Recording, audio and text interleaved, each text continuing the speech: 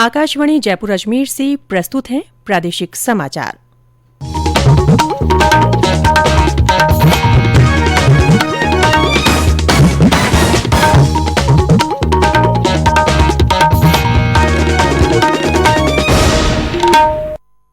मुख्य समाचार। प्रदेश की 3 विधानसभा सीटों पर उपचुनाव के लिए आज अधिसूचना जारी होने के साथ ही नामांकन भरने का काम होगा शुरू। केंद्र ने राज्यों और केंद्र शासित प्रदेशों को कोविशील्ड टीके की 2 खुराकों के बीच अंतराल बढ़ाने के दिए निर्देश। प्रदेश में 2.5 महीने बाद एक बार फिर नए कोरोना संक्रमितों की संख्या हुई 600 के पार, सक्रिय मामले हुए 4000 से ज्यादा। और राज्य के कई जिलों में अंधड़ बारिश और ओलावृष्टि के समाचार। जैसलमेर जिले में तेज अंधड़ से जनजीवन अस्त व्यस्त। समाचारों के साथ मैं ऋतिका गुप्ता। कोविड महामारी के खिलाफ देश एकजुट होकर लड़ रहा है। आप भी हमारे साथ सुरक्षा और बचाव के एहतियाती उपायों का संकल्प लें। मास्क पहनें, 2 गज की दूरी है जरूरी, सुरक्षित दूरी बनाए रखें, हाथ और मुंह साफ रखें और अगर वैक्सीनेशन के पात्र हैं तो टीका जरूर लगवाएं। और अब समाचार विस्तार से। प्रदेश में राजसमंद, सहाड़ा और सुजानगढ़ विधानसभा सीटों के उपचुनावों के लिए आज अधिसूचना जारी होगी। इसके साथ ही नामांकन पत्र भरने का काम शुरू हो जाएगा। नामांकन 30 मार्च तक भरे जा सकेंगे। इन तीनों सीटों पर 17 अप्रैल को मतदान होगा। मतगणना 2 मई को होगी। मुख्य निर्वाचन अधिकारी प्रवीण गुप्ता ने विधानसभा उपचुनाव में नामांकन के दौरान उम्मीदवार और उनके समर्थकों से कोरोना दिशा निर्देशों की कड़ाई से पालना करने की अपील की है। इस बीच उपचुनाव के लिए भाजपा और कांग्रेस ने प्रत्याशियों के चयन के लिए कवायद तेज कर दी है। कल जयपुर में भाजपा कोर कमेटी की बैठक में इन सीटों के लिए 3-3 नामों के पैनल तैयार किए गए। कांग्रेस के राज्य प्रभारी अजय माकन ने भी कल प्रदेश कांग्रेस कार्यालय में वरिष्ठ नेताओं और विधानसभा चुनाव प्रभारियों के साथ मंथन कर संभावित उम्मीदवारों की सूची तैयार की। वहीं निर्वाचन आयोग ने विधानसभा निर्वाचन क्षेत्रों में मतदान से 72 घंटे पहले या मतदान के दिन किसी भी स्थान पर मोटरसाइकिल रैली पर रोक लगा दी है। प्रदेश में कोविड टीकाकरण अभियान के तहत अब तक वैक्सीन की 45,41,000 से अधिक डोज लगाई गई है। इनमें 38,83,000 से ज्यादा पहली डोज और 6,58,000 से अधिक दूसरी डोज शामिल है। कल 2,52,639 लोगों को वैक्सीन लगाई गई। बूंदी जिले में अब तक 1,06,366 लोगों ने वैक्सीनेशन करवाया है। वहीं देश में अब तक 4,72,00,000 लोगों को कोविड-19 का टीका लगाया जा चुका है। केंद्र ने राज्यों और केंद्र शासित प्रदेशों को कोविड टीकाकरण के दौरान कोविशील्ड की 2 खुराकों के बीच का अंतराल बढ़ाकर 4 से 8 सप्ताह करने के बारे में लिखा है। 2 खुराकों के बीच का अंतराल को बढ़ाने का ये फैसला सिर्फ कोविशील्ड टीके पर लागू होगा। ये कोवैक्सीन पर लागू नहीं होगा। वैज्ञानिक प्रमाणों के सामने आने के बाद राष्ट्रीय विशेषज्ञ दलों की सिफारिश के आधार पर केंद्र ने यह निर्णय लिया है। नई दिल्ली के एम्स के प्रोफेसर डॉक्टर राकेश गर्ग ने बताया कि कोविड टीके की 2 खुराकों के बीच में अंतराल बढ़ाने से बेहतर परिणाम प्राप्त होंगे।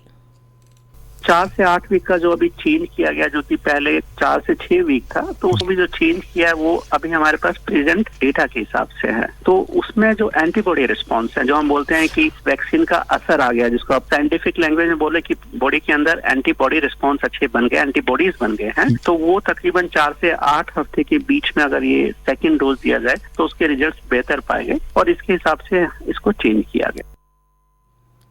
प्रदेश में कोविड प्रोटोकॉल का उल्लंघन करने वाले व्यक्तियों के विरुद्ध कार्रवाई करते हुए पिछले 24 घंटों में 2,315 चालान कर जुर्माना वसूला गया है। पुलिस महानिदेशक एमएल लाठर ने बताया कि निर्धारित प्रावधानों के अनुसार 3,37,400 रुपए की जुर्माना राशि वसूल की गई।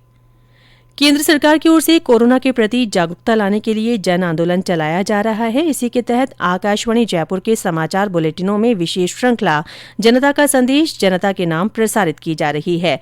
आकाशवाणी के श्रोता इस श्रृंखला के माध्यम से कोरोना जन जागरूकता आंदोलन से जुड़ सकते हैं। इसके लिए आपको अपना संदेश रिकॉर्ड कर या टाइप कर हमारे व्हाट्सएप नंबर 9414052368 पर भेजना है। बूंदी जिला कलेक्टर आशीष गुप्ता और पुलिस अधीक्षक शिवराज मीणा ने कल कोरोना संक्रमण से बचाव के लिए जन जागरूकता सामग्री का विमोचन किया। सूचना और जनसंपर्क निदेशालय की ओर से तैयार इस प्रचार सामग्री को जिले में विभिन्न कार्यालयों और संस्थानों में प्रदर्शित किया जाएगा। ये समाचार आकाशवाणी जयपुर अजमेर से प्रसारित किए जा रहे हैं। समाचार अभी और भी हैं, उससे पहले ये संदेश।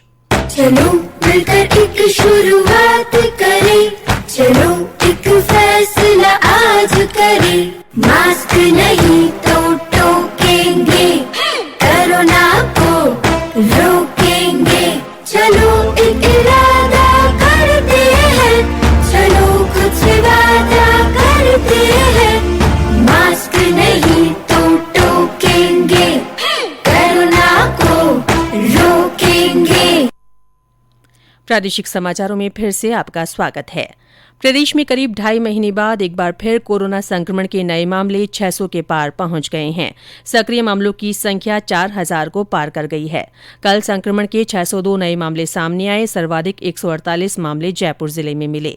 कोटा में 79, जोधपुर में 53, उदयपुर में 47, डूंगरपुर में 44, भीलवाड़ा और चित्तौड़गढ़ में 28, राजसमंद में 24, सिरोही में 19, प्रतापगढ़ में 15, अलवर में 14, बांसवाड़ा में 12, झालावाड़ और अजमेर में 11, बारां में 9, नागौर और सीकर में 7, बीकानेर में 6, बाड़मेर, भरतपुर, बूंदी और श्रीगंगानगर में 5, हनुमानगढ़ में 4, सवाईमाधोपुर, झुंझुनू, टोंक और पाली में 3 और दौसा और करौली में 2 मामलों की पुष्टि हुई।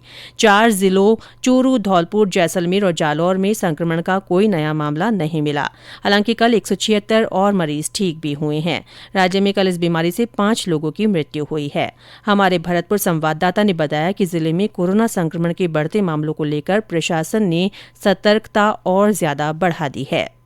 प्रशासन द्वारा पूरी तरह से सतर्कता बरती जा रही है और हरियाणा और यूपी की सीमा से आने वाले लोगों को 72 घंटे पहले की रिपोर्ट लाने के बाद ही जिले में प्रवेश दिया जा रहा है। इसके साथ ही एहतियात के तौर पर रात्रि 10 बजे से सुबह 6 बजे तक बाजार को बंद रखने के भी कलेक्टर ने निर्देश जारी किए हैं। जिले में एक्टिव केसों की संख्या 20 हो गई है। कल पूरे जिले में 11,877 लोगों को कोरोना वैक्सीन लगाई गई, जिनमें 9,122 सीनियर सिटीजन शामिल हैं। शिव कुमार वशिष्ठ, आकाशवाणी समाचार, भरतपुर। कृतज्ञ राष्ट्र आज भगत सिंह, राजगुरु और सुखदेव को उनके शहादत दिवस पर भावभीनी श्रद्धांजलि अर्पित कर रहा है। 1931 में आज ही के दिन ब्रिटिश शासकों ने तीनों स्वतंत्रता सेनानियों को सत्ता के विरुद्ध उनकी क्रांतिकारी गतिविधियों के लिए लाहौर में फांसी दी थी। उनकी याद में कई कार्यक्रम आयोजित किए जा रहे हैं। सवाईमाधोपुर जिले में इस अवसर पर अहिंसा रैली निकाली जा रही है। विचार गोष्ठी का भी आयोजन होगा। प्रदेश के कई जिलों में पश्चिमी विक्षोभ के चलते अंधड़ बारिश और ओलावृष्टि के समाचार हैं। हमारे जैसलमेर संवाददाता ने बताया कि पिछले 2 दिनों से आए तूफानी अंधड़ से जनजीवन अस्त व्यस्त हो गया। इससे खेतों में खड़ी फसलों को भी नुकसान पहुंचा है।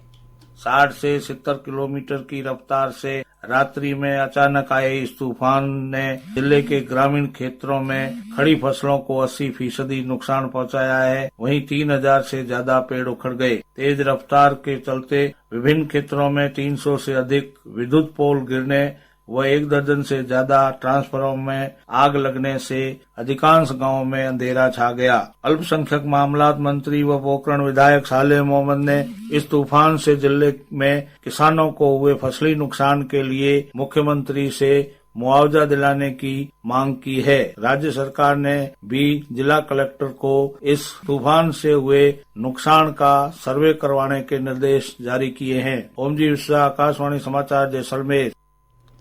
करौली जिला मुख्यालय सहित कल कहीं कहीं हल्की और कहीं तेज बारिश हुई। जिले के वजीरपुर गांव के पास आकाशीय बिजली गिरने से खेत में काम कर रहे एक व्यक्ति की मृत्यु हो गई। सवाईमाधोपुर जिले में भी तेज हवा और आंधी के साथ हल्की बारिश हुई। राजधानी जयपुर में कल दिन भर बादल छाए रहे। बूंदी जिले में भी हल्की बरसात के समाचार हैं। मौसम विभाग के निदेशक राधेश्याम शर्मा ने बताया है कि आज भी कई जिलों में 40 से 50 किलोमीटर प्रति घंटे की रफ्तार से हवा चलने के साथ ही हल्की से मध्यम बारिश हो सकती है। कहीं कहीं ओलावृष्टि भी हो सकती है। पश्चिमी विक्षोभ का असर कल खत्म होगा।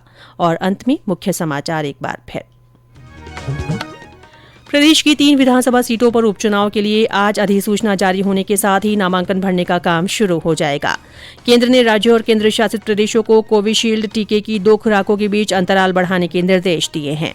प्रदेश में 2.5 महीने बाद एक बार फिर नए कोरोना संक्रमितों की संख्या 600 के पार हो गई है। सक्रिय मामले 4000 से ज्यादा हो गए हैं और राज्य के कई जिलों में अंधड़ बारिश और ओलावृष्टि के समाचार हैं। जैसलमेर जिले में तेज अंधड़ से जनजीवन अस्त व्यस्त हुआ है। इसी के साथ प्रादेशिक समाचार बुलेटिन समाप्त हुआ। हमारा अगला बुलेटिन हिंदी में दोपहर 12:30 बजे प्रसारित होगा। नमस्कार।